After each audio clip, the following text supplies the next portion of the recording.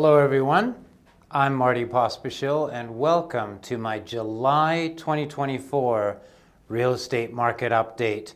I've got lots of stats to show you guys today. And without further ado, let's jump right into it. So, firstly, my July 2024 highlights. If we look at our activity, sales activity year to year for detached houses, our activity is actually down now, just over 18% on houses. The benchmark price, however, we're still up 3.7% year over year from this time last year. As of last month, housing prices actually took their first dip for this year, down 0.1%, more or less the same pricing for detached houses. I'll explain why that's happening shortly. Attached townhomes and duplexes, activity is down 16.6%, so massive drops in activity year over year. However, the benchmark price for townhomes and half duplexes is up 3%. And the price month over month down 0.6%, so a slight drop in that product category. If we look at condos, condo activity down 20.9%, also massive drop in activity from this time last year. Prices are still up about 1% over last year, and last month we had almost a 0.5% drop in condo prices. Okay, so summer price drops, modest price drops. We're seeing a very, very unique buyer opportunity window for people taking advantage of the current market on where it's at. So let's look at specific product and where it is busy and where it isn't. And the metric that I like to use is called the sales ratio. And as my avid subscribers already know, the sales ratio is basically the absorption rate of product that's selling every month. So if less than 11% of a specific product in a specific area is selling, we're in a buyer's market, there's downward pressure on pricing. If more than 21% is selling in a given month, it is a seller's market. There's upward pressure on prices, multiple offers, bidding wars, etc. If it's between 12 and 20%, we're in a balanced market. It's not favoring the buyers or the sellers. So let's look at our different areas. Let's look at detached houses. Vancouver West Side. We saw what happened last year. Since the beginning of this year, we went from a balanced market all the way through from January to June. Right now, surprise, surprise, we are still in a balanced market at 13%. So it's actually towards the bottom of that balanced market range for detached houses. So no real change in activity there, and houses slightly down if you were going to get exact. Condos, townhomes, Vancouver West Side. You can see from the beginning of the year, we were in high balanced. It went all the way up to a very active seller's market during the mid-spring time period, and then it started to cool down, but still last month in a seller's market, this month for July, we are right at that cusp of the bottom of the seller's market at 21%. So still quite busy for condos, townhomes, Vancouver West Side. Let's jump into downtown. Condos, townhomes. Throughout the year, we were balanced, almost hit a seller's market in April, then went down to mid-balance. This last month for July, we're at 14%. So we're still in a balanced market for townhomes and condos in the downtown neighborhood. Over on the east side, let's look at some houses. We can see from the beginning of the year, we were balanced, got busier and busier, jumped into a seller's market in April, got very active in May for houses on the east side. I remember that. June, it dropped back down into the top part of a balanced market for July. Surprise, surprise, we are a little bit slower at 13%. So we went from a high of 24% down to 13% sales ratio degree of activity for detached houses on the east side. So balanced market. So condos, townhomes on the east side of Vancouver. We've had an active market, a seller's market throughout the year, ranging from 21 to a consistent 28% over the last 4 months throughout spring. And this month we are slightly down at 24%, but still a seller's market for condos, townhomes, Vancouver East Side. Okay, if we look overall in the West Side, you can see the sales ratios are all in that balanced market territory for condos, townhomes, and detached. And if we're looking at the East Side, you can see we still got some of that condo product into the seller's market, but predominantly in the mid to upper range of the balanced market for the east side of Vancouver. If we look at all of BC, you can see that the active sales ratio here in some areas on Vancouver Island, very busy. North Vancouver also in a seller's market. Lower Mainland just dipping in below into that balanced market category. Market conditions across BC, again, if we're looking at BC in general, we are in that balanced market territory. Remember back in 2021, that climb to 2022, look at where we were. We were over 60% in the sales ratio. Now we're hovering around 15-16% on average throughout BC. Interesting. What's happening in the burbs? Now, no surprise here. In the burbs, in the entire Lower Mainland, for detached product, we can see all red throughout the entire suburbs, apart from New Westminster, Pitt Meadows, and Tsawwassen, meaning they've had a slowing of activity. For houses, it's pretty well consistent across the Lower Mainland. If we look at attached product across the Lower Mainland, consistently red lower activity, apart from North Vancouver, Port Moody, Cloverdale, and Langley saw an uptick in activity. Those will probably taper off in the next month as well. So what's happening with prices? The big question I always get asked. If we look across BC, you can see there's that peak back in 2022 of pricing across BC. We had that dip last year with inflation and the rates going up. Then we had a recovery into fall, and we're up and down a bit like a sawtooth, but we are nowhere near in BC the average price where we peaked out in 2022. That's a different story when we look at Greater Vancouver. If you look at Greater Vancouver average prices for houses, you can see if we draw a horizontal line, I drew a little yellow line in there, you can see we are actually at our peak pricing today for detached houses in Greater Vancouver since the beginning of time in 1977. That's when time began, by the way. And on townhouses, you can see if we draw that horizontal line, we're almost at the same level we were in 2022, and in condos, almost the same as well. For Greater Vancouver has fared better in that recovery from our peak. So we are back there in Greater Vancouver. If we look at average price per region, we can see we're all over the place. I don't know what's going on in the Kootenays. We just drove through the Kootenays, and it's absolutely beautiful. That Yellowhead Highway, fantastic. We were up through Jasper and Banff and Radium Hot Springs. What a beautiful province we live in. Gotta say, maybe that's part of it. People are discovering that and going up there. Okanagan has a slight dip. Vancouver Island is up. North Vancouver, slight dip. And Lower Mainland, a bit up in activity for average price. So if we go to the 5-year trend, this is what I like to look at. You can see that peak back in 2022.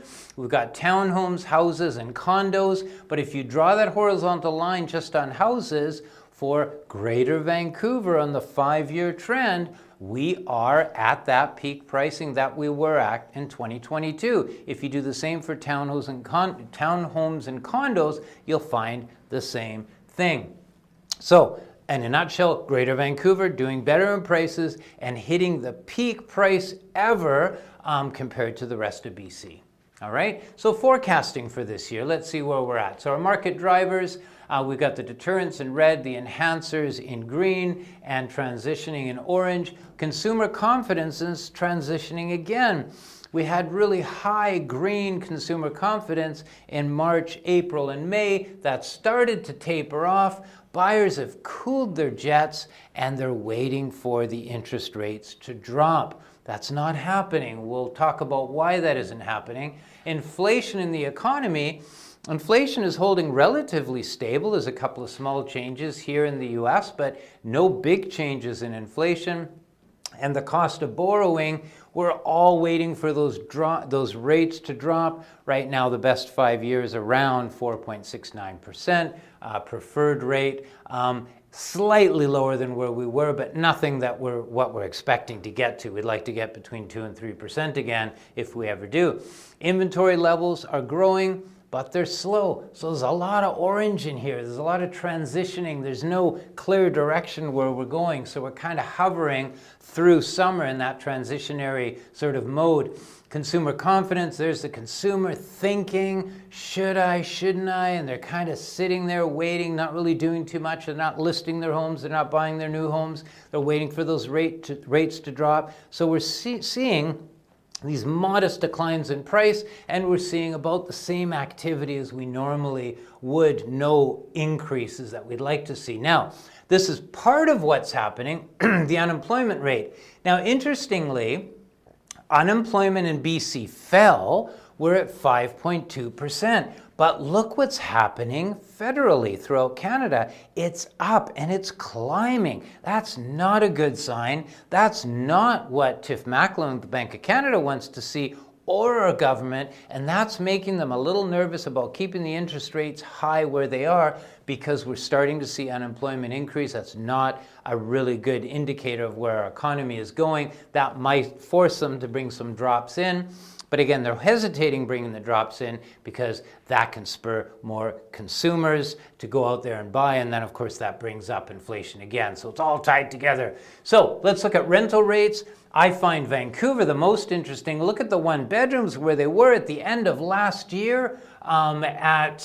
We're at 160 points, the rental rates there, and now we're down to about 140. So we're looking at about a 10% drop in the one bedroom rental rates. And if we look at the two bedrooms, this dotted line, similar. We saw those crazy rental prices at the end of last year. And now they're starting to come down, and a little bit of an adjustment up. So all the programs that the government's coming out to, allowing rentals in all buildings, etc., those are helping increase the rental stock. Banning the Airbnbs, whether you agree with it or not, that's increasing the long-term rental stock as well. So it did have an effect, a positive effect on rental rates.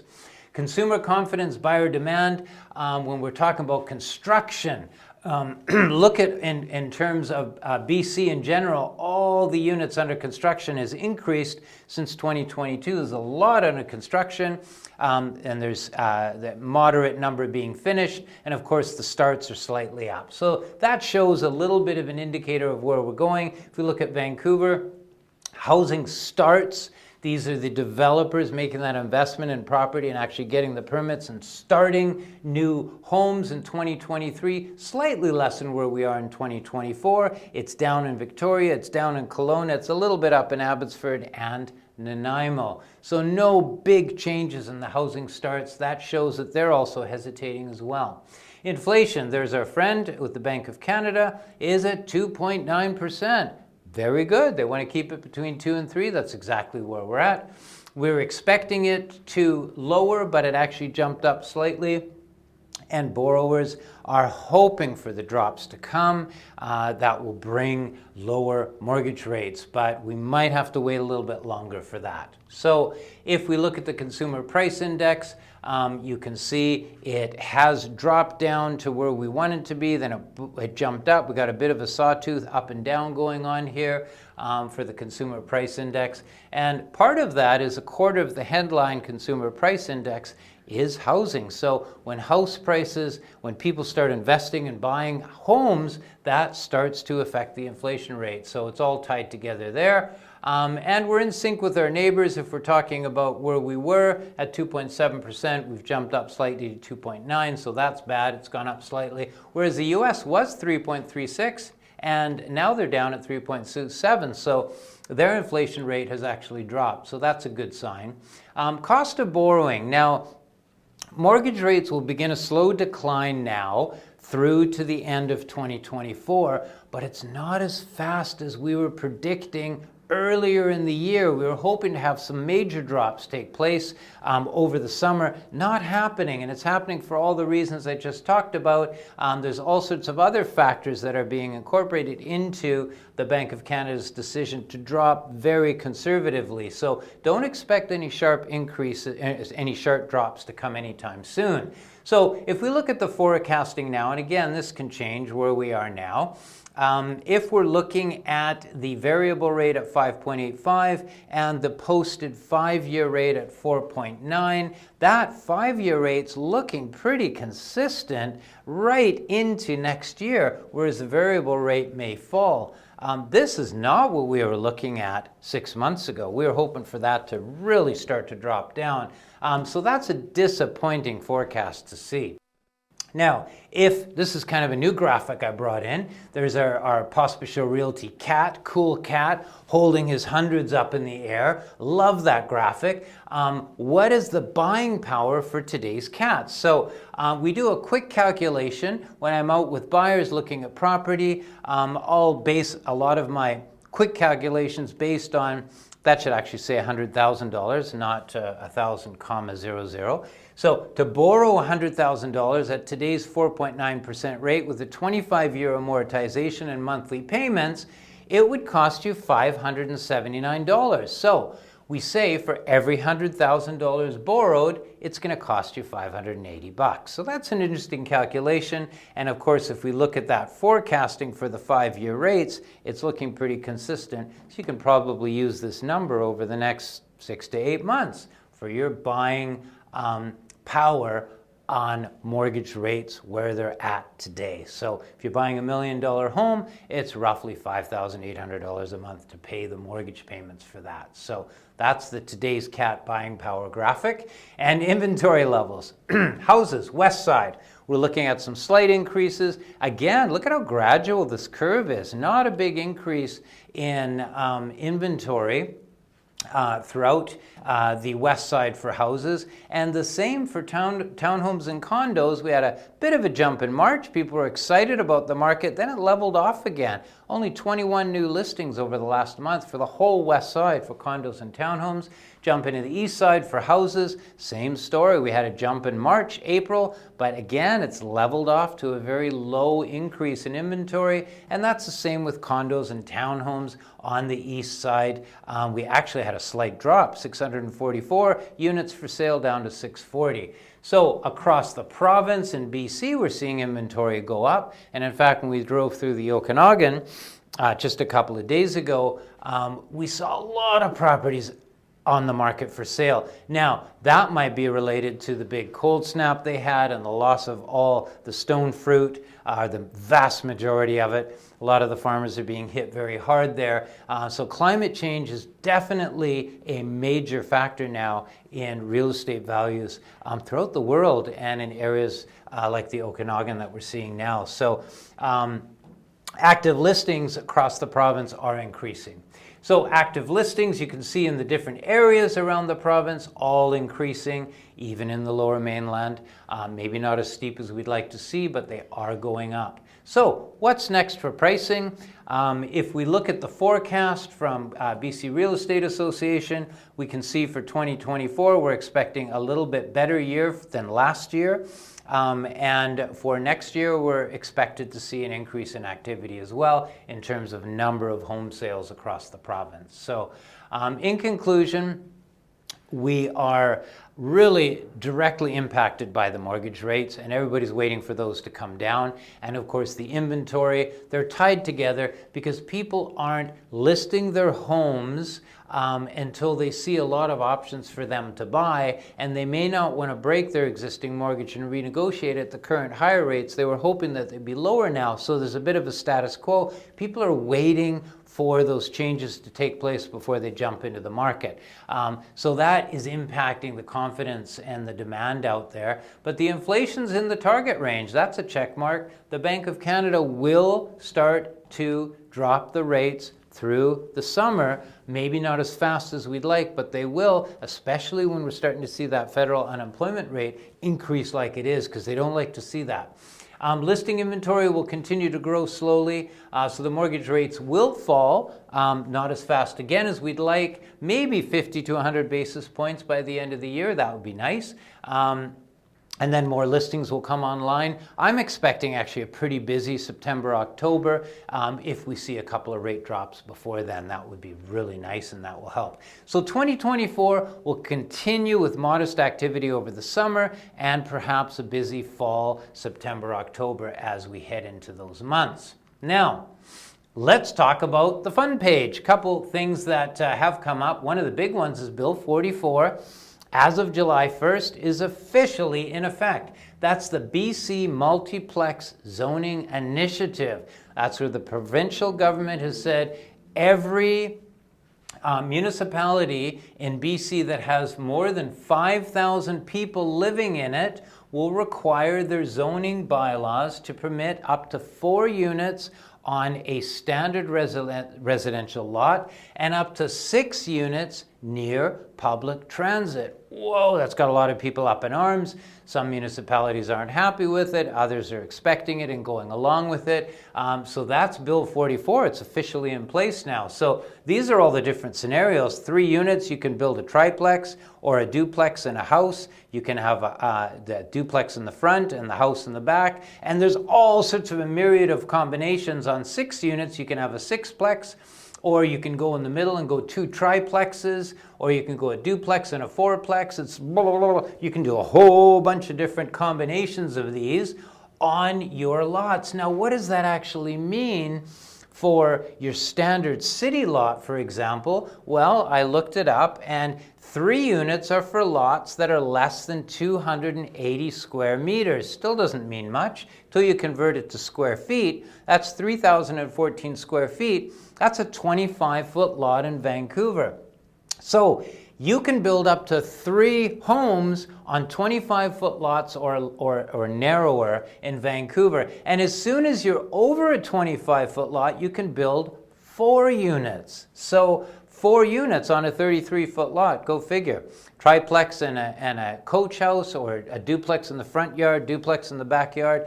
Now, it also says on that same lot, that same city lot, you can build 6 units if you are near transit.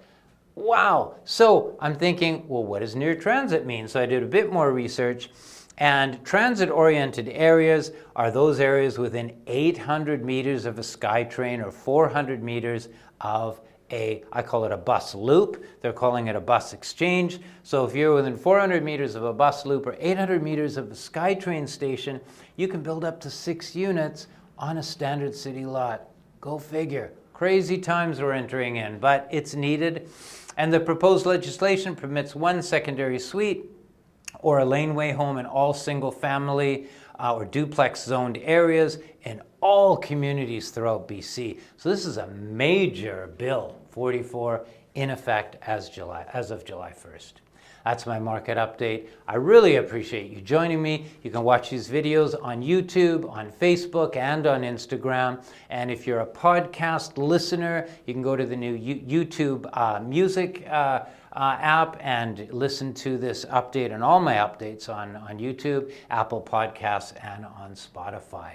I'm Marty Pospisil. Thank you very much for joining me, and I look forward to seeing you again next month.